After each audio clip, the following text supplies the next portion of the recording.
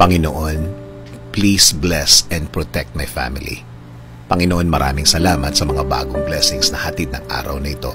Alam ko, Lord, na marami ka na namang pagpapala na ibibigay sa akin, tulad na lang ng nagising ako sa araw na ito. Ito pa lang, alam kong may plano ka pa para sa akin. At alam ko, Lord, na lahat ng plano mo, lahat ng bagay na gusto mong gawin sa buhay ko, ikakaganda ng aking buhay. Ikaka-level up ng aking araw-araw.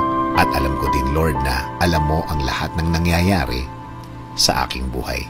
Alam ko din na bahagi ng blessings mo sa akin ay ang pag-aalaga mo sa akin. Na gawin akong safe saan man ako magpunta at saan man ako nandun. Ginagawa mong safe ang lugar na yon.